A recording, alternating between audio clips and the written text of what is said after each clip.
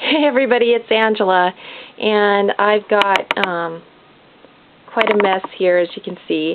I was tagged by Tammy at Tatsy2. Hi Tammy, regarding my top 20 faves for 2012. And so I pulled out some of my favorite stuff and some of my favorite tools, and I thought I'd share those with you. Let me share this one and so I can get it out of the way. One of the things that was cool this year for me was the Project Life cards. I don't actually do Project Life per se. I do a picture a day journal, but I love these cards for layering, for journaling, for matting photos. They just work so well. So I have the Clementine edition, and I have one other, the one that has the this color card, but the name escapes me at the moment. But so I have those that I use, and then also along the same lines of Project Life are all the cool tag pads that came out, the Creative Chaos, the Fact or Fiction, all these different little tag pads that came out. I love to use these things for layering and journaling and adding a little pop of color. All the different papers now that have the tags that you can, cut out of the paper. You can use one side or cut all the little tags out of the other side. And I just use my Project Life tray here to stand them all up. There's a smash pad too. And so that is one of my faves, just all these little cards that came out. My second one is the Smash books were so popular, and I didn't actually get a actual Smash book, but I made my own, and I've done videos of it. But just the whole, I guess the Smash book craze or whatever in 2012 just was really inspiring to me, and it brought a lot of YouTubers together so that we could look at our Smash books or junk journals, and so that was a big thing for 2012 for me, and I've really enjoyed doing it, and I'm gonna carry on doing Smash books and junk journals just because it's been so much fun. And my second favorite thing for 2012, or just a must-have kind of thing, are collection kits. And I've really found some of these. This one's by Lily B Design, the Handmade Collection Kit. The October Afternoon Farm Girl Kit is one that I got. I got the new Fifth and Frolic, which I haven't broken into yet, Dear Lizzie. And I have a My Mind's Eye Nostalgia, which I've used a lot of. And I have the new Studio Calico Take Note. And these kits are just like the perfect size for doing layouts and cards and smaller projects, covering a box, an altered box or something. Sometimes you don't need the whole paper pad in order to do something. Usually I like to use a whole paper pad, especially if I'm doing a themed mini album where I'm going to need lots of paper or whatever. But I find these little themed kits are just so convenient. And, it just gives you just enough paper to do some stuff with, and sometimes they give you some extra die cuts or alphas or something to kind of go with it, and they just work really well. And Studio Calico has been a big thing for me in 2012. I had never had any of their stuff before. Actually, all these companies, My Mind's Eye, the Dear Lizzie, October Afternoon, I hadn't really had any of these until this last year, because all I had access to before was just going to my local Michael's or something, and until I started ordering some things online, I just didn't have access to these. So these little collection packs are just perfect for me. So I'm really loving those. And I think I've talked about in the past my addictions.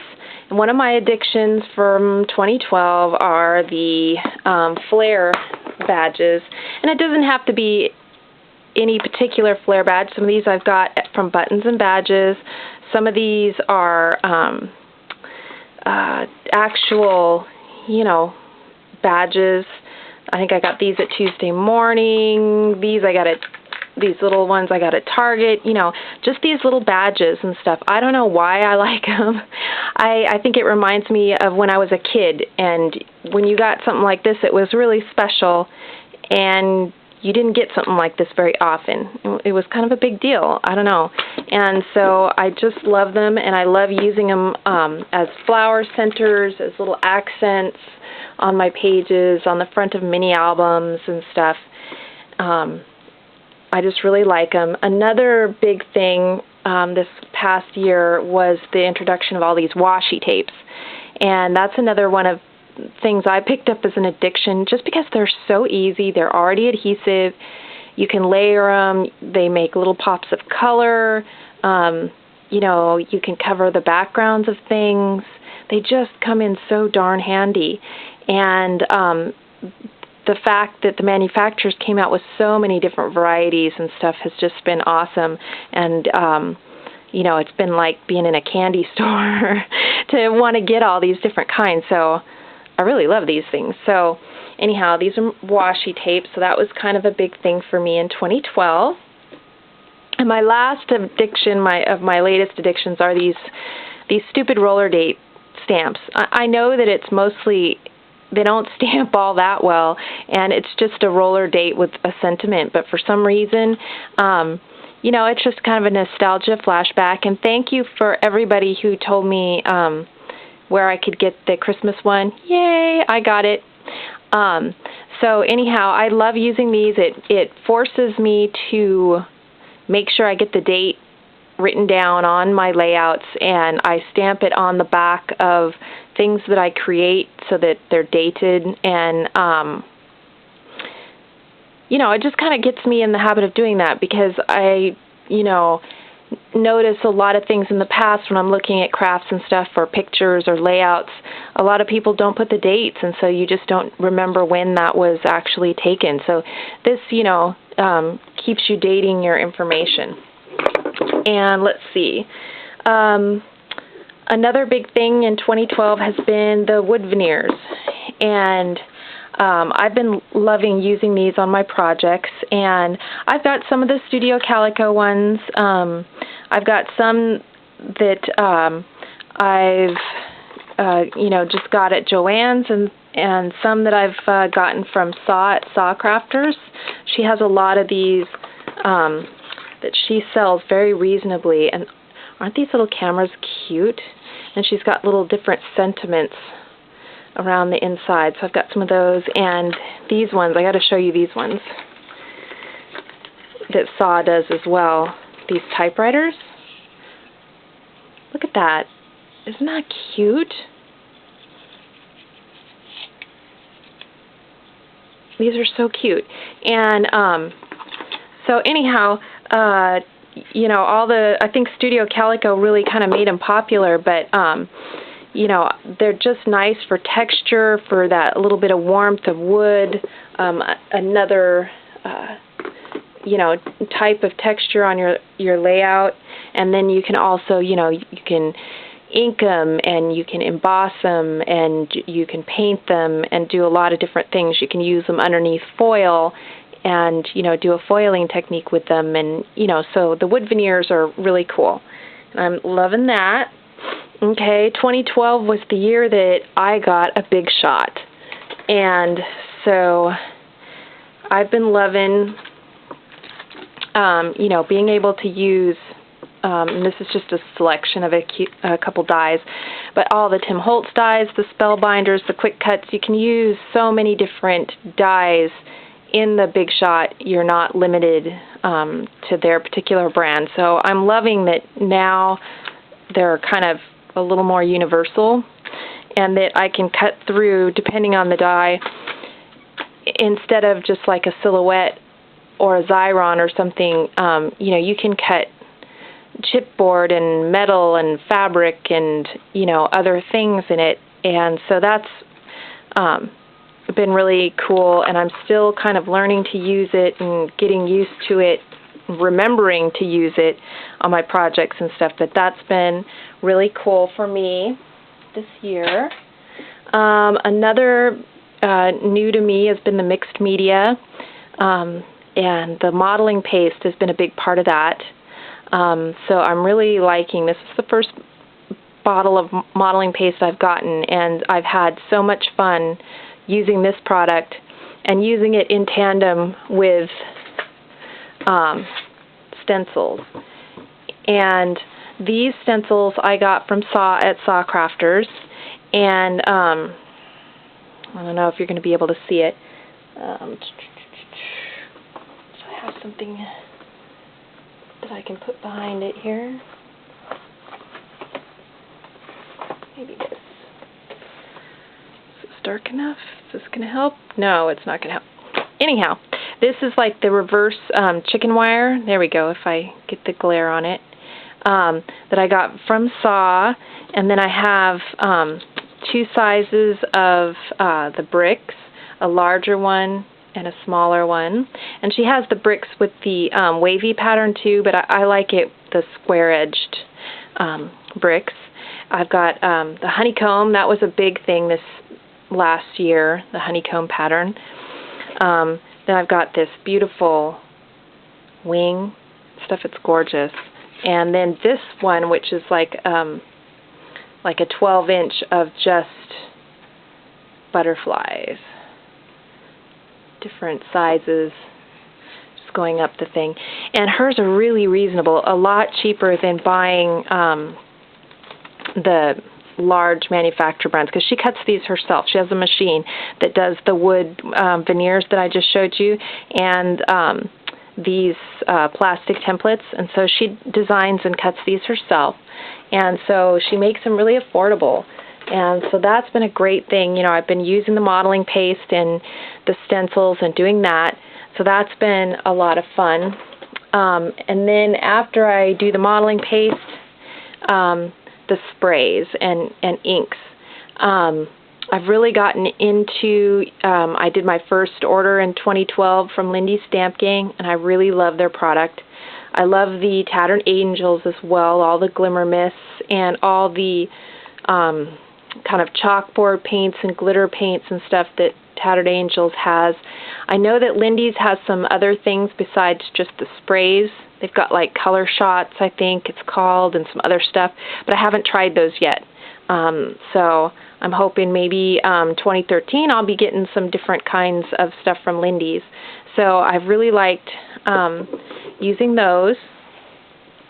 I can't forget Stickles. These are so awesome. This or any glitter glue, really, especially for doing ATCs and just adding that little touch of sparkle to, you know, your paper flowers and stuff. This is really handy. And speaking of paper flowers, 2012 was the first year I ever ordered with Wild Orchid Craft, and I really love their flowers. I love any flowers, but these ones are just really exceptional, and they have so many different colors, and they work so great on the projects that really I want to put them on every project, and I have to hold myself back and tell myself, no, you're not using flowers on this. So that's another of my faves. Another you know, fad or fave that I picked up in 2012 has been the baker's twine. And you didn't used to see all the different baker's twine and all the different colors, but you know, I love that they're thin and small, especially for cards and for things where you don't want too much bulk, you know, and stuff. So this has been a favorite for 2012. Let's see, a couple of my favorite tools. One is the CropaDile, and this is the one with the, is it called Big Bite or something like that, that you can reach way in. So if you're, you know, doing a mini album or you're punching holes and things that you know, really heavy chipboard. I did a mini where I had to make holes in like an old LP record album and stuff. This is the guy that does it, and so this is really, really handy. It's a really quality piece of machine. Sometimes my husband comes in and he sees some of the tools I have, and he's like, wow, these are, you know, pretty quality tools, just, you know, for crafting and stuff. And he really likes some of these tools. I'm amazed that they stay in my craft room and don't walk off or something. Let's see, the glue gun. I like the glue gun because it's quick, but it only works for certain things like paper to paper, rough surfaces to rough surfaces, and it does leave bulk. So it's not for everything, but for certain things it can be awesome. For other things, in 2012 I got some of my first score tape, and I'm really loving this. I got this from Tammy at Tatsy 2. Thank you so much, Tammy. I really love this product. I normally, before that, would use like a red line tape or something like that. And I love these also because they're really sticky, and they are really flat, and so they're good for doing that. The only downside I have, at least to the red line, I don't know about this one, is in the humid climates, I guess, because this is like a tape that never completely dries, you know, it kind of stays tacky and continues to hold. In humid climates, sometimes not so good. When I spent a lot of time in Nicaragua, the sticky tapes and ATGs and stuff wouldn't hold as well, and it must have been something with the climate. You know, and this is my ATG gun, which I got in 2012 as well. And I love all these, but like I said, sometimes depending on the humidity or whatever, they might not be as good. So usually I use them in tandem with a glue stick or wet glue. Pretty much any kind of wet glue or something that will be wet, bond the surfaces, and then dry.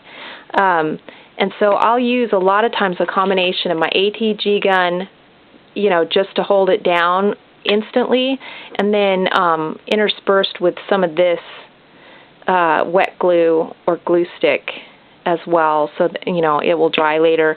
And then when it gets humid and stuff, usually this stuff holds, you know. If you're in the jungle, maybe not. Let's see. Oh, and the E6000, I use that as well for, because none of these products that I've showed here really do very well at bonding metal or glass. So if I use like any metal embellishments or like glass embellishments or glass beads or something, I use the E6000. And on the glue sticks, I'm loving the this Pioneer brand. This photo glue stick and the Pioneer Extra Strength. If you ever watch Hot Off the Press videos, they're like weekly webisodes, you'll hear Paulette in some of the earlier ones. She loves Pioneer, and they call it her magic glue stick, and I really love this glue as well. So that's all the glue. Another cool thing that I use a lot is my heat tool, and that helps dry up texture paste, all the Lindy Stamp Gang sprays, stuff like that, get it dry in between so you can keep going and not have to wait as long for things to dry, because when you're in a crafting mood, you just want to craft. So that's that. And lastly, I don't know if this is 20. Hopefully I made 20. Lastly is junk jewelry. I usually purchase a jar of junk jewelry at my local thrift store, and usually I can get something like this one. I think I got it for $12.99, usually from $12.99 to $19.99, and they have you know, broken stuff to things that are the full thing. Like this one's got little Halloween black cats and ghosts and stuff that I can use in my projects. And you know, like this beaded thing. I don't know what it was. I think it was supposed to be a bracelet. Now, I wouldn't wear this myself as a bracelet. It's not my style, but look at all the beads on there.